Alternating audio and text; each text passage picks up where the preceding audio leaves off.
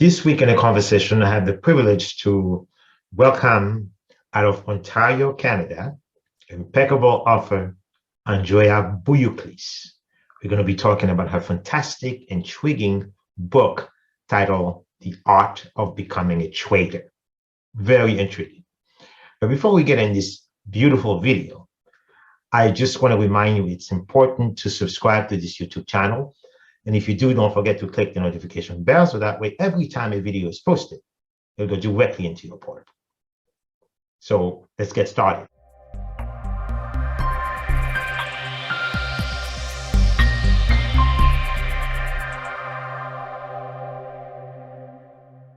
Again, my name is Ardain Isma, and I'm here this evening with an impeccable author. You wouldn't believe it. Her name is Andrea Bougiouklis. She's joining me from Toronto, Ontario, Canada. We're going to be talking about her fantastic, intriguing novel, The Art of Becoming a Traitor. Andrea, welcome to the conversation. Thank you for having me.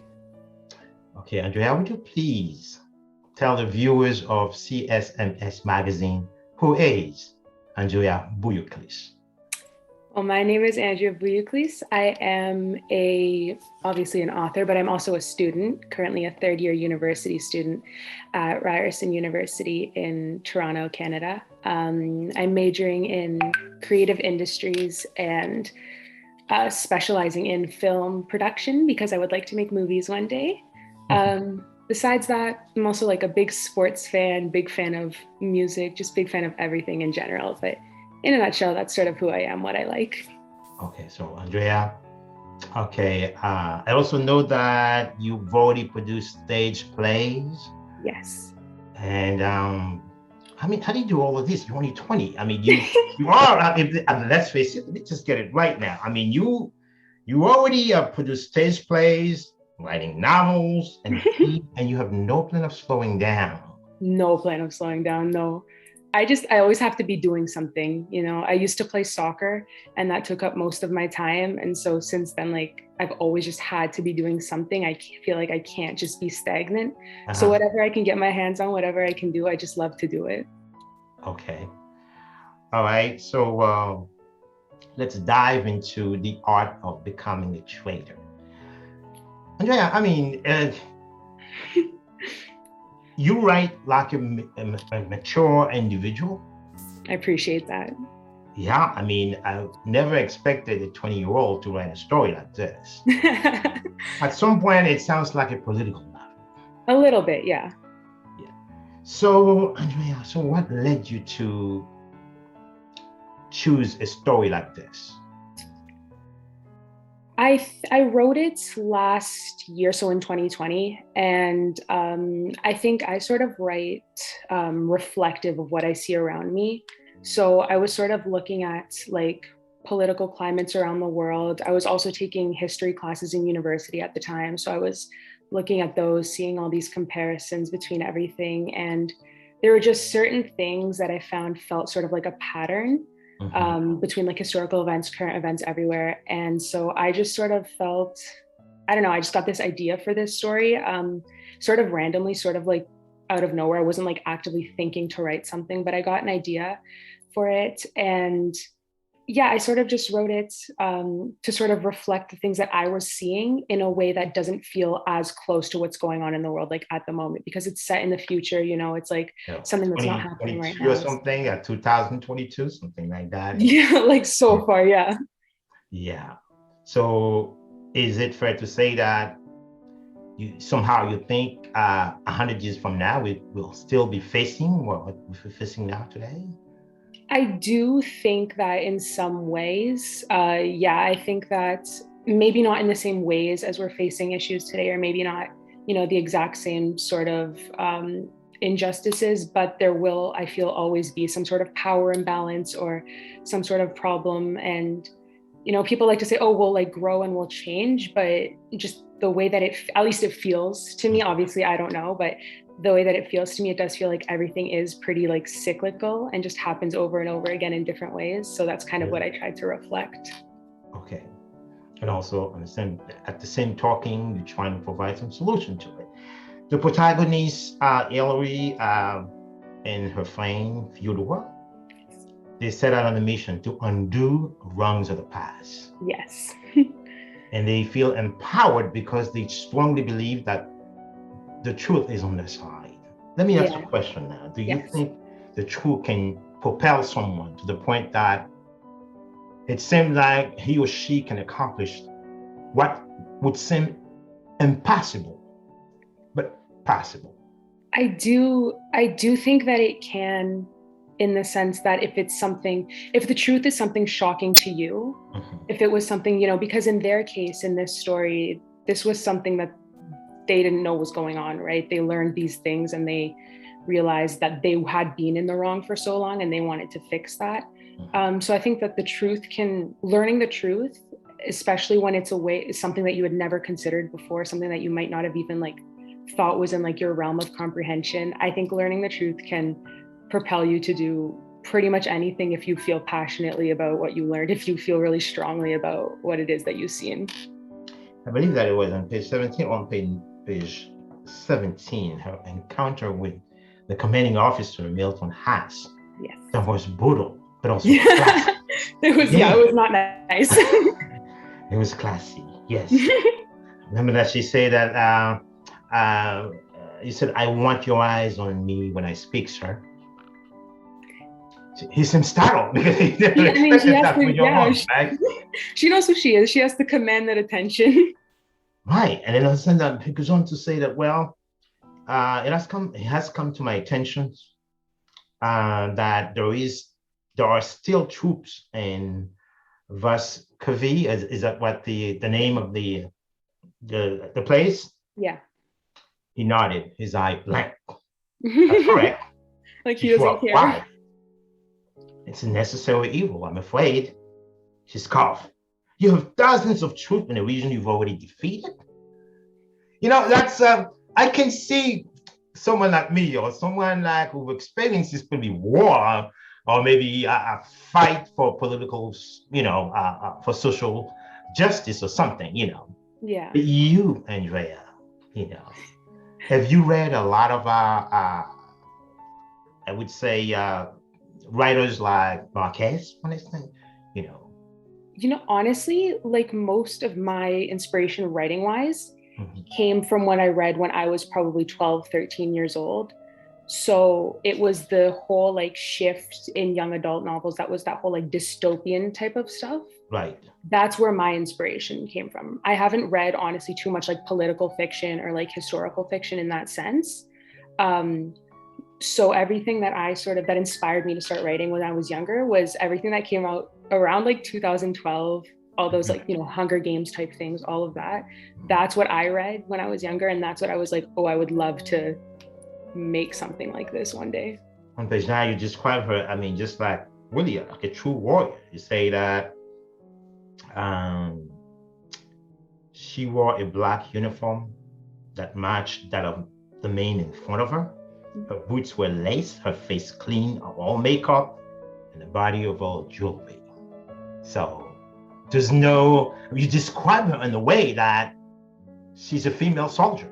No, she is 100%. And she takes herself very seriously. And she knows, I tried to make her a little bit, she's very aware of the bad things that she's capable of as much as she's aware of what good she can do.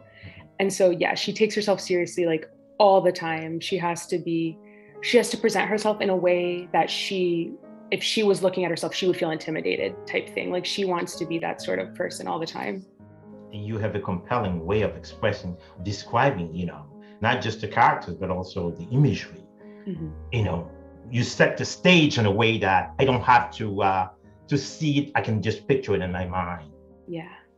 So you write really like a pro. Thank you. That's interesting. Well, how long did it take you to conceive this novel?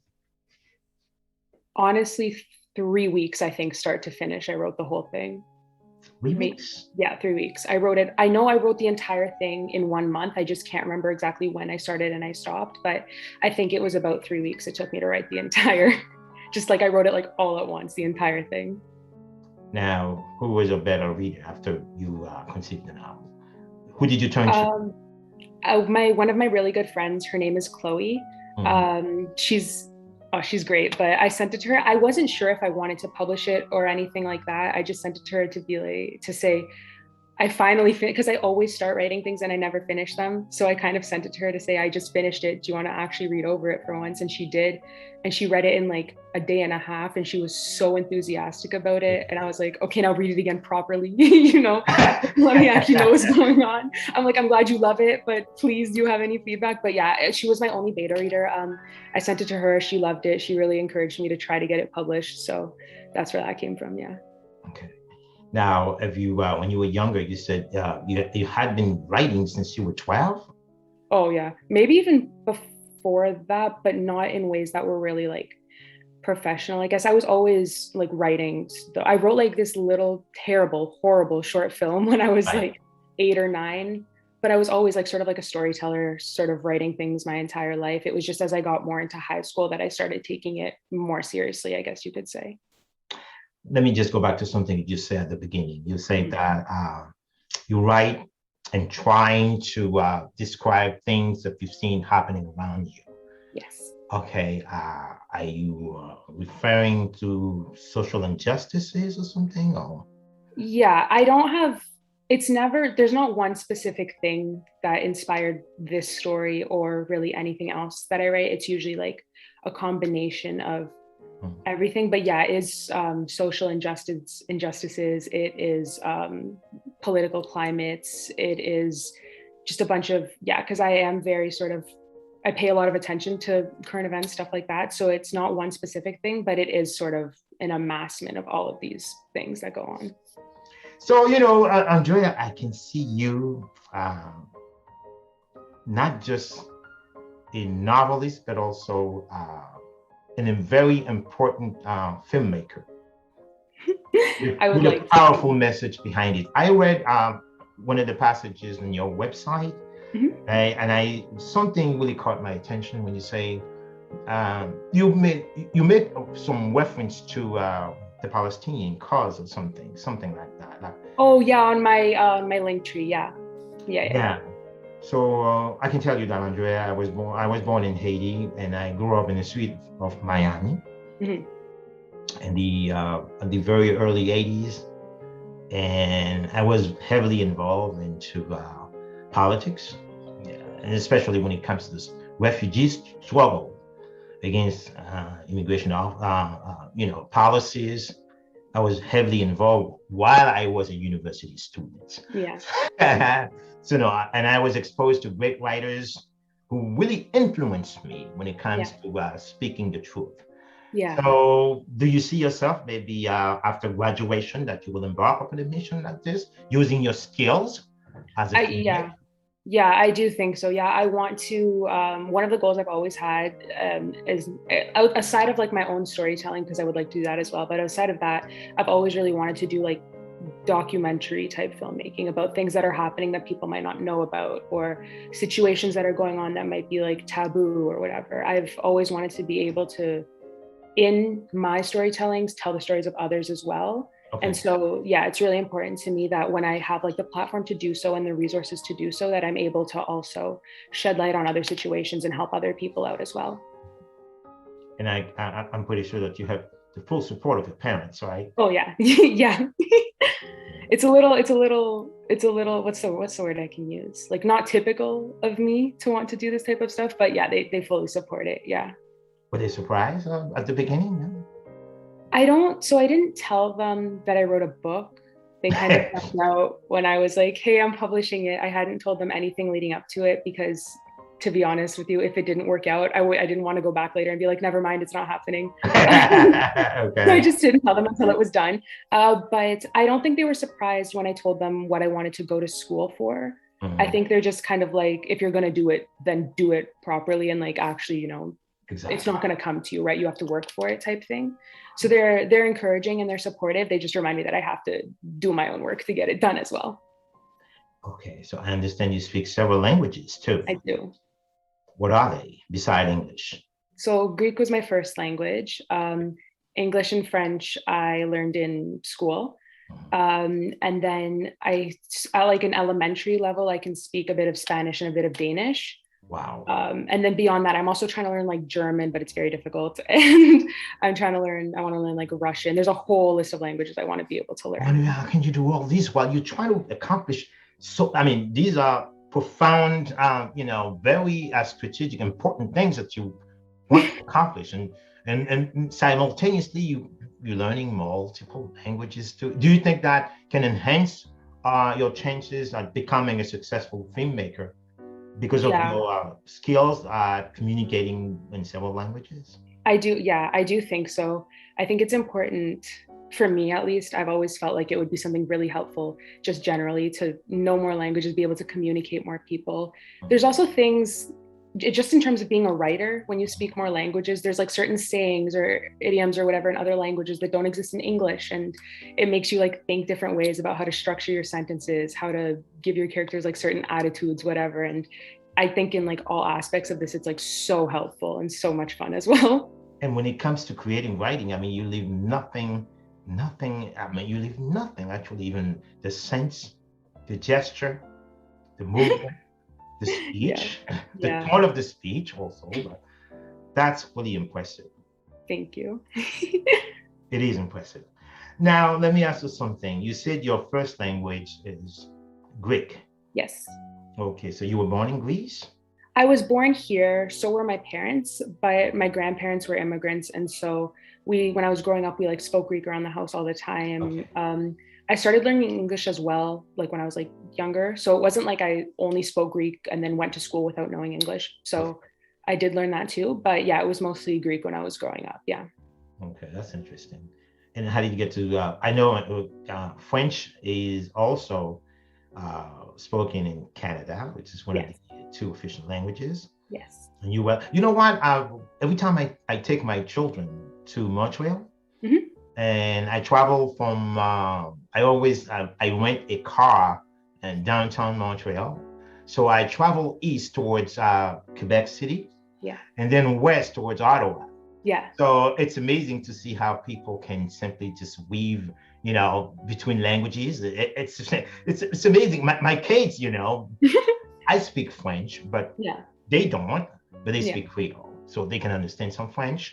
Yeah. So they were blown away when every time they encounter a Canadian person in the streets, whether in the streets of Ottawa or in the streets of Montreal, even in the small towns and villages in Ontario, people can still communicate in both languages. Is that happening the same thing for you too? I mean, in Toronto, it is mostly English, but I know that like for myself, like I took French long enough in school, I got my bilingual certificate for it. So for example, like I work a retail job as well. Okay. And whenever people come in the store from Quebec or whatever, I usually talk to them in French. Like I'm fine with like, switching between both. I've got friends from school who are from Quebec as well. So me personally, I'm good. But yeah, in Toronto, it is mostly English here though. Yeah. Yeah, that's what the other writers told me. Yeah. So, I mean, Andrea, we could talk forever. I really love talking to you. I'm impressed by your achievement, quite frankly, because I'm an educator. I'm a university professor. I know what I'm talking about. At 20, to accomplish all this, really, thumbs up for you. Now, at some point in the conversation, so we switch from speaking about literature into something cozier, because I know you said you're Greek. So in the house, Andrea, are you very familiar with the Greek cuisine or what it is exactly? Can you educate us?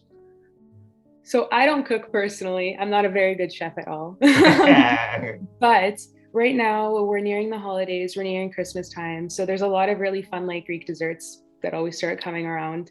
Okay. My personal favorite, these little cookies, they're called kourabieves. They're just these little cookies about this big. But they're like covered in like white sugar and like white, like, oh my God, they're so good. They're so messy. You take a bite out of them, they like get to everywhere, but they're delicious. I love them. And that's probably right now, top of the list. Every holiday, I eat all of them myself. It's phenomenal. But no, I'm not the best cook. So obviously there's like the souvlakia, this, that, whatever. My brother knows how to do all of that. I can't do it. But the desserts, that's me. Okay. Now, I already know that at some point you played soccer, right? Yes. Now, is that your favorite sport?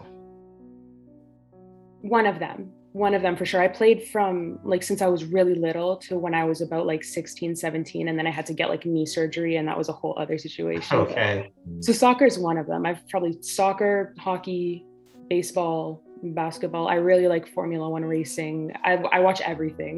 Like, Okay. So how about music, Andrea? oh, I tell people, I say I listen to everything, and they go, I don't believe you. People just say that when they're shy about their music, whatever. But I genuinely, if you name a genre, the answer is probably yes, that I listen to something from it. Like if you looked at my Spotify, it's Mhm. such a mess. I've got like more than 100 playlists. It's like Really? you get your Spotify Wrapped back at the end of the year where it tells you what you listened to over the year. And it's like, you listened to like 2,000 artists this year. And I'm like, oh, did I? Sorry. In between things, right? You listen to the music. But let me ask you a question. Yes. Okay, because I know writers also need the moment of silence. Mhm. The moment. Okay. So what time of the day that is the moment for you to write?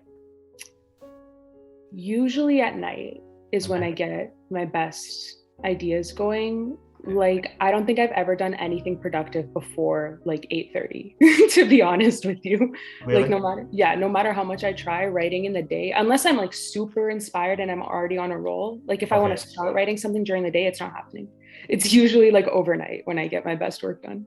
So what do you do? So when the idea comes to mind, you just get up and jot it down to make sure Yeah. that you.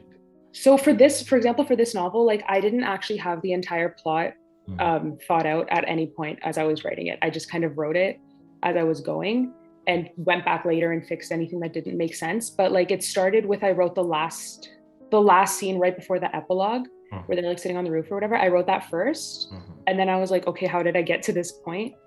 And it was just me sort of writing backwards to the beginning. So it's like I usually will write a random part within the entire story and try to like connect it to the other events that I've thought Mhm. of. I really love the prologue, it's the intro. I felt like I had to put that in. I was like, this has to make sense. We have to know where we are right now. Exactly. It's important. Yeah. Let me ask you something, Andrea. Yes. I know writers also read a lot. So it's even say that you're supposed to read more than you write. Um, who you would consider as your favorite author? It doesn't have to be a Canadian. Oh, that's such a okay. That's a really hard question for me because I don't really read by author. I just sort of read whatever looks good. I don't think I have a favorite author, but if I had to say the author who inspired me to write, her Mhm. name's Sherry Fitch. She wrote this like children's novel called The Grave Savers. I Mhm. read it in God, maybe when I was like 10 years old. It was like a little, probably like 200-page novel, maybe. Right. But Sherry Fitch wrote this novel. I read it when I was young and it literally changed my entire life. So I don't know if I have really a favorite author or whatever, but she's the one who definitely Right. inspired me to write. Yeah. Okay. So how about, for example, in the future, do you see yourself writing historical fiction?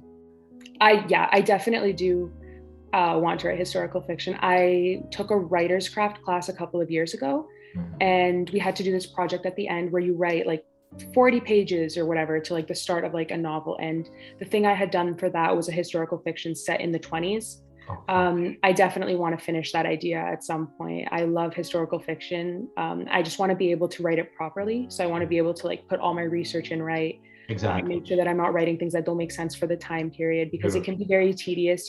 So I 100% will be writing historical fiction at some point. It's just a matter of when I'm able to do it. That's interesting. Yeah, my last question. Yes.